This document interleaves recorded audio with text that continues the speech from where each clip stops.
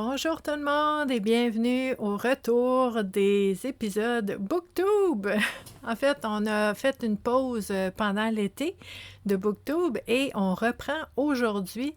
Donc, on reprend aujourd'hui avec un livre super touchant, vraiment intéressant que j'ai lu, qui est un roman.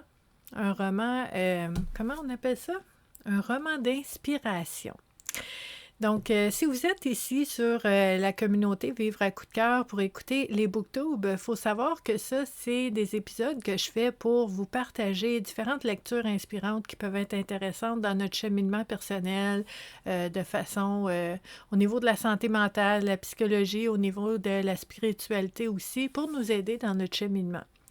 Les activités BookTube sont offertes en alternance les vendredis, en alternance avec les oracles tubes, où est-ce que je vous présente des jeux de cartes oracles qu'on peut utiliser dans notre cheminement personnel aussi pour faire des belles introspections, faire des belles prises de conscience.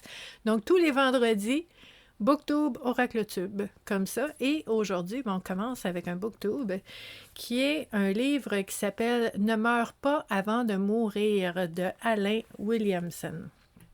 C'est vraiment un beau livre, tout en douceur. Et ça vient de la maison d'édition Le Dauphin Blanc. « Ne meurs pas avant de mourir ».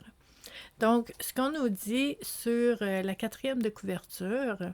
L'histoire, c'est lorsqu'un nouveau résident, Albert, aménage dans la résidence pour personnes âgées, le RPA, la vie de Berthe et des autres pensionnaires en est perturbée. Le sens de l'émerveillement dont fait preuve Albert et ses nombreuses activités détonnent dans l'environnement de la résidence où les conversations anodines et le conformisme alourdissent l'atmosphère. Sans s'encombrer de la rectitude que les autres résidents voudraient le voir respecter, Albert apporte un vent de fraîcheur autour de lui, notamment dans l'univers de Berthe, avec qui il développe une amitié sincère. Lors de ses conversations avec Berthe, il lui partage sa vision des relations, de la spiritualité, du temps qui passe, de l'entraide, du service à autrui et de la nature. Surtout, il lui inspire une nouvelle conception de la vie et fait renaître en elle une curiosité envers la vie. Cependant, ce ne sont pas tous les résidents qui partagent l'enthousiasme de Berthe envers Albert et ses idées. Tiraillée entre une amitié naissante et les récriminations des autres résidents, Berthe peine à endosser ce qu'Albert lui enseigne. Toutefois, un événement majeur surviendra et mènera à un dénouement inattendu. Donc, c'est l'histoire de différentes personnes âgées qui sont dans une résidence de personnes âgées et qui vivent ça de façon différente, hein, parce que on ne change pas en devenant âgé. On reste qui on est, hein? Et faut habiter avec d'autres personnes qui restent comme ils sont. Donc, c'est très, très, très intéressant. Puis, je vous dirais, tu sais, moi, j'ai 47 ans, j'ai lu ce livre-là avec beaucoup d'attention, de curiosité. J'ai ri beaucoup. Je me vois dans Albert, personnellement. Je me suis dit, ouais, ça va peut-être être moi, ça, dans 50 ans. Mais je vois aussi d'autres personnes que je connais dans les personnages, puis ça m'a fait sourire, ça m'a fait... c'est triste aussi, par certains bouts. C'est triste d'une belle façon. Mais c'est ça, c'est vraiment une belle histoire. Puis je vous dirais, dès le début, avant même que l'histoire commence, ce qui m'a touchée, c'est la dédicace ici à ma mère, qui malheureusement est morte bien avant de mourir. Donc, on commence avec ça. C'est touchant. Donc, je vais vous lire des extraits, en fait, de ce livre-là. Dans le premier chapitre, en fait, on voit Berthe ici, qui nous dit, elle a sa petite routine, hein? Donc, elle se réveille le matin, elle fait sa toilette, elle a son petit café, elle écoute la même émission. Dans l'émission, il y a les mêmes segments, à la même heure.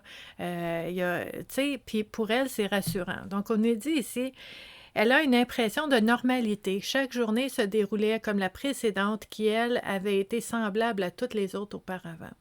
Pas de surprise, pas d'émerveillement, pas d'inattendu. Mais pas d'insécurité, pas d'angoisse, pas d'improvisation non plus. C'est ainsi que Berthe avait mené sa vie depuis toujours et c'est comme ça qu'elle la désirait. Hein? Donc, on apprend à connaître Berthe ici, de la façon qu'elle est, ce qu'elle veut, avec quoi elle est confortable. Et on a ici, en fait, on vient continuer d'apprendre à connaître Berthe. Donc, Berthe, rébarbative au changement, demeurait plutôt fermée à la venue d'un nouveau résident. Parce que là, à la cafétéria, le propriétaire de la maison, de la résidence de personnes âgées, est venu annoncer qu'il y a un nouveau résident qui s'en vient, qui s'appelle Albert. Puis là, les gens sont comme c'est qui ça? Donc, Berthe, elle n'aime pas les changements.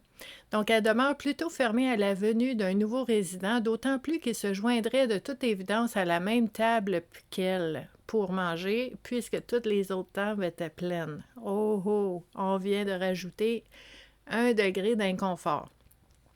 Ce changement inattendu n'enchantait pas Berthe, évidemment. Sans pouvoir précisément déterminer la source du malaise que cette nouvelle lui causait, elle se sentait menacée. Ses compagnes et compagnons de table devinaient son état anxieux par rapport à cette nouvelle, mais comme ils connaissaient Berthe depuis longtemps déjà, ils n'étaient pas surpris quand même. Puis là, vous allez voir, en fait, quand notre beau Albert arrive avec ses idées bizarres, ses croyances qui sont différentes, ça vient déstabiliser bien du monde dans cette résidence-là. OK? Donc, en fait, il y a dans ce livre-là, on va voir aussi qu'il y a du potinage, il y a des rumeurs, il y a des intérêts, de la curiosité. Donc ça devient un élément où est-ce que quand il y a un nouvel élément qui rentre, une nouvelle personne, ça devient vraiment le sujet numéro 1 de conversation, là. Donc, on a cette notion de préparation du terrain là, pour qu'on puisse vraiment voir comment ça se présente, là, ces changements-là, dans cette résidence-là. OK? Donc, une des premières conversations que Albert a avec les gens à la table, donc lui, il est nouveau dans la résidence, puis les gens parlent, puis ils posent des questions, puis ils essayent de tester un peu, hein? On veut savoir c'est qui, lui, on va lui poser des questions difficiles. Donc, Albert qui dit « J'adore vieillir ». What? OK. Albert dit « J'adore vieillir. Je n'ai plus autant de responsabilités et d'obligations qu'avant, ce qui me donne beaucoup plus de temps pour m'adonner à mes loisirs et mes passions. » What? Là, il y a quelqu'un, Jeannette, à la table. Elle dit « Vous avez un bon point, je vous l'accorde, mais la vie ne nous permet pas toujours de vieillir comme on le voudrait. » Albert dit « À mon tour de vous accorder un point », dit Albert en rigolant. Lui, il a du fun en parlant de ça. Toutefois, si l'âge peut parfois nous priver de certaines facultés ou aptitudes et nous réduire rarement à un état végétatif, il est toujours possible d'exploiter à notre avantage les attributs qui nous restent. Vos jambes ne supportent plus les déplacements ou les rendent difficiles. Vous pouvez toujours voyager par la lecture. Vos yeux ne vous permettent plus la lecture. Vous pouvez toujours écouter de la musique ou les sons de la nature pour vous évader. Les autres l'écoutèrent sans trop savoir comment réagir. On répond quoi à ça? On dit quoi à ça? OK? Donc, Albert dit « Je crois qu'il faut sans cesse cultiver une saine curiosité et un salutaire émerveillement. Il est plein d'enthousiasme, peu importe notre âge, mais encore plus rendu au stade de la vie où nous en sommes actuellement. Non seulement c'est enrichissant sur le plan personnel, mais c'est aussi une excellente façon de rester jeune, du moins dans sa tête et dans son cœur. » Habitués de parler entre eux de leurs petits bobos et de tous les malheurs qui leur tombent dessus en vieillissant, les paroles d'Albert déstabilisèrent les autres résidents attablés avec lui. Un profond silence régnait autour de la table, si bien qu'Albert crut bon de préciser un peu sa pensée. Il n'est pas trop à l'aise avec le silence qui est là. Il dit « La vie est un immense privilège pour chacun de nous, car nous pouvons nous y épanouir et apprendre toutes sortes de choses et développer les forces que nous portons en nous. Tant que nous sommes vivants, ce privilège est nôtre et il ne tient qu'à nous d'en tirer profit. » Albert, il cogne sur le clou. Hein? Il dit « Vous êtes inconfortable, mais c'est ce que je crois. » Puis, on approfondit encore plus, même s'il y a malaise. Donc, c'est quand même... des notions qui sont nouvelles hein, pour certaines personnes, dépendant de comment on perçoit, c'est quoi notre interprétation de vieillir, de la vieillesse, à quel âge on est vieux, à quel moment on est vieux, qu'est-ce que ça veut dire d'être vieux. C'est quoi la vieillesse? Qu'est-ce que ça veut dire quand on va dans une résidence de personnes âgées? Qu'est-ce que ça veut dire? L'interprétation va être différente pour chaque personne, puis cette interprétation-là va avoir un impact sur comment on va le vivre. Mais il faut savoir qu'il y a différentes façons de le voir. OK. Donc ici, on nous parle... OK.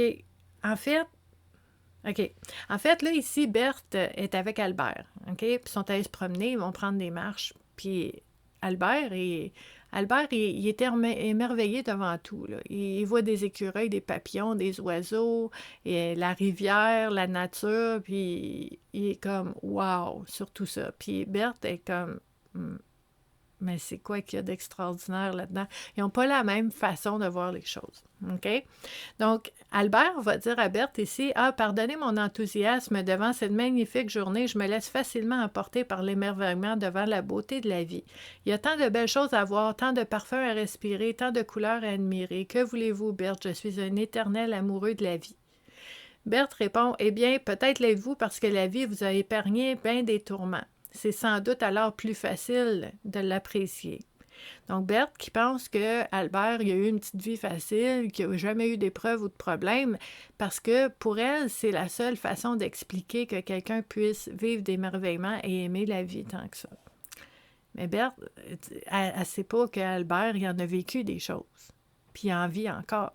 C'est juste qu'il a choisi de continuer de voir ce qui allait bien et pas juste ce qui allait mal. Il a continué de voir ce qui fonctionnait encore au lieu de voir ce qu'il avait perdu ou ce qui manquait. Donc, c'est des belles conversations qu'on a là. On a ici, j'ai mis des post-it, des extraits que je voulais vous lire. Je sais aussi que dans ce livre-là, Albert, à un moment donné, Albert fait du bénévolat. Albert va aider des gens qui sont dans une résidence pour les personnes qui sont en réadaptation après un accident ou des choses comme ça. Puis il va aider les gens. Puis à un moment donné, il amène Berthe avec lui pour rencontrer ces gens-là. Puis ces gens-là, tu sais, il y en a un, entre autres, bien, il y en a quelques-uns, là, mais qui racontent leur histoire puis qui ont vécu des choses vraiment difficiles, puis que, tu sais, qui sont paralysés, qui vivent plein de choses, mais qui aiment la vie, qui ont encore de la curiosité, puis de la reconnaissance, de la gratitude pour ce qui fonctionne encore. Puis Berthe, c'est comme... elle ne sait pas trop quoi faire avec ça parce que c'est complètement différent de sa façon de voir les choses. Ça la confronte, mais ça l'amène à avoir la possibilité de voir les choses autrement, qui est vraiment intéressant aussi. Donc, OK. Ici, il y a aussi, quand on parle dans la résidence, qu'il y a des rumeurs qui partent parce que Berthe, elle va prendre des marches avec Albert, puis elle parle avec Albert, puis là, oh, je pense que peut-être qu'il y a quelque chose qui se passe entre eux, puis là, il y a des rumeurs, puis là, peut-être qu'ils sont des amoureux, puis là, Berthe n'est pas à l'aise, elle n'aime pas ça, elle veut pas qu'on parle d'elle, elle veut pas non plus arrêter de parler à Albert parce que ça lui fait du bien, puis elle aime. Je vous dirais, elle est inconfortable d'être confrontée, mais en même temps, elle n'aime pas ça parce que ça lui permet de voir les choses autrement. Donc, elle a une ouverture, mais elle n'aime pas ça faire parler d'elle. Puis, Albert, lui, il s'en fout un peu, là. Tu sais, dans le sens qu'à un moment donné, Berthe, elle va le voir Albert, puis elle dit, « Tu savais-tu, il y a des rumeurs sur nous, puis je suis pas à l'aise parce que moi, je veux rien d'amoureux avec toi. » Puis là, lui, il dit, « Ben moi non plus. » Puis on s'en fout de ce qu'ils disent, puis de ce qu'ils pensent les gens. Puis lui, sa femme est décédée il y a quelques années, puis il est encore... C'est la femme de sa vie, puis il veut rien savoir de personne d'autre. Donc, ne t'inquiète pas, on est amis, on jase, tout ça. Puis elle apprend aussi à ne pas prendre des décisions, faire des choix en lien avec le regard des autres. Ça lui fait du bien, elle continue. Donc, il y a plein de petites choses comme ça dans ce livre-là. OK? Là, à force de jaser ensemble, à un moment donné, Albert, il dit à Berthe, « Vous me rappelez ma mère. Lorsque mon père avait obtenu un nouvel emploi plus rémunérateur, elle était déçue parce que ce nouvel emploi signifiait que mon père allait devoir travailler le soir. En fait, son nouvel horaire était de 4 heures l'après-midi à minuit. Je n'avais que 16 ans à l'époque, mais je trouvais que cette nouvelle était plutôt positive. Mon père pouvait dormir un peu plus le matin, il devenait disponible pour aider ma mère pour les courses durant la semaine, il pouvait profiter des après-midi pour sortir avec elle et rendre visite à la parenté, et son salaire augmentait, de sorte qu'il pouvait offrir à ma mère un peu plus d'aisance. Puis là, Berthe a dit, c'est un changement positif en fin de compte. Albert répond, c'est comme ça je le voyais et mon père aussi, mais ma mère n'a retenu que les mauvais aspects de ce changement. Pas question pour elle de changer sa routine. La lessive devait se faire le lundi matin, peu importe les conditions ou les occasions. Le repassage était toujours planifié le mardi, les planchers devaient être lavés le mercredi matin et ainsi de suite. Toutes ces tâches auraient pu être accomplies une fois que mon père était au boulot, mais pas pour ma mère. Elle se plaignait de passer ses soirées seule, mais elle oubliait de profiter de toutes les heures du jour où mon père était avec elle. Elle était prisonnière de sa routine. Puis là, Berthe, elle entend ça, puis elle fait « Oh oh! Est-ce que j'ai tendance à faire ça? Pensez-y bien. C'est triste. » Donc, ensuite de ça, qu'est-ce qu'on a? OK. On va regarder, je vous ai sorti différents éléments que je voulais vous partager dans ce livre-là. OK? OK. Ici, OK. Donc, Berthe avait été déçue de l'absence d'Albert en soirée, la soirée dernière. Elle souhaitait poursuivre la conversation de l'après-midi et mieux connaître Albert qu'elle trouvait intriguant. Elle, c'est tellement nouveau, cette façon de penser-là, qu'elle est comme hey, je veux savoir qu'est-ce qu'il pense d'autres choses aussi. Finalement, c'est inconfortable, mais elle aime ça. Essayer de voir les façons différentes qu'on peut interpréter puis qu'on peut percevoir la vie. Donc, elle erra ici et là dans les lieux communs de la résidence en espérant le croiser. Elle tomba plutôt sur la dernière personne qu'elle aurait voulu rencontrer, Jeannette, qui venait récupérer son courrier. Puis Jeannette qui lui dit « Je trouve que t'es pas mal proche d'Albert, là. » Ah, qu'est-ce qu'on fait dans ce temps-là? Est-ce qu'on s'écoute? Est-ce qu'on fait qu'est-ce que nous, on veut faire ou on fait qu'est-ce qui rend les autres inconfortables? Est-ce qu'on fait ce que nous, on veut faire ou on fait ce qui va nous garder en sécurité puis que les gens ne parlent pas de nous puis ne nous voient pas? Donc, de vivre de façon sécuritaire, presque effacée. C'est toutes des questions intéressantes ici. OK? Donc, ici, on nous parle... OK. Albert qui a tendance, il est très authentique, il est très honnête, mais des fois, je pense qu'il ne se rend pas compte qu'il est dérangeant dans les certitudes des autres. Je trouve ça important d'avoir des gens comme ça dans notre vie. C'est pour ça que j'aime beaucoup Albert. Donc, Albert qui dit « Les gens en résidence ont trop de temps et pas assez d'occupation. » C'est son opinion. Berthe a dit « Oui, mais ce sont tous des gens à la retraite. » Puis Albert dit « Ah, je déteste ce mot-là. » Puis là, Berthe a dit « T'aimes pas le mot retraite? » Pourtant, c'est ce qu'on est, des retraités. Albert répond « Oui, le mot retraite. Non, mais se retirer de quoi, vous voulez bien me dire? De la vie? Pour moi, ça n'a pas de sens. Les gens sont pourtant à un âge où ils pourraient partager leur savoir, échanger leurs connaissances, faire profiter les autres de leur expérience et de leurs compétences. Au lieu de ça, ils se retirent et cessent bien souvent de contribuer à la société, à l'évolution humaine. C'est désolant et triste. » Berthe l'écoutait et ne pouvait s'empêcher de penser au curieux personnage qu'il était. Personne ne lui avait jamais parlé comme il le faisait. Albert reprit. Hélas, le manque d'intérêt, l'oisiveté et le retrait de la vie active conduisent généralement, pour ne pas dire presque toujours, au sentiment douloureux de ne servir à rien, de mener une vie inutile. Et le plus dramatique, c'est que les gens ont attendu ce moment toute leur vie comme si c'était l'apothéose de leur existence. Vraiment, je ne comprendrai jamais ce comportement. Donc, Albert voit ça partout autour de lui, mais il ne comprend pas. Il ne comprend pas comment ça peut être comme ça. Berthe, elle essaie de l'aider à comprendre. Berthe lui dit, mais à notre âge, on ne peut quand même pas travailler comme on le faisait avant. On n'a plus la même capacité, non? Puis là, Albert répond, je sais très bien, Berthe, et je ressens même dans tout mon cœur, dans tout mon corps, ces limites-là. Mais diminuer le rythme ou les heures de travail n'est pas la même chose que d'arrêter complètement. Bien sûr, il faut respecter les limites que nous imposent très souvent les années qui s'accumulent. Cependant, il y a tellement de choses que nous pouvons encore faire, même à un âge avancé. OK? Puis là, il parle d'Einstein, qui a fait des choses jusqu'à tard dans sa vie. Puis il parle de différentes personnes, des artistes qui ont découvert leur talent pour peindre, pour faire des œuvres extraordinaires plus tard dans leur vie. Albert, il a pensé à son affaire, là. Et Albert est confrontant avec ces idées-là. Donc, il y a beaucoup de discussions, il y a beaucoup de vraiment prendre sa place, faire ce qu'on aime. OK? À un moment donné, Albert parle du fait qu'il ne prend plus sa voiture. Donc, Berthe lui pose la question, « Vous regrettez donc pas votre décision d'abandonner la conduite automobile? » Il dit, « Absolument pas. Au lieu de me pencher sur les désavantages de ne plus conduire d'automobile, j'ai essayé de trouver les avantages à ne plus en avoir une. »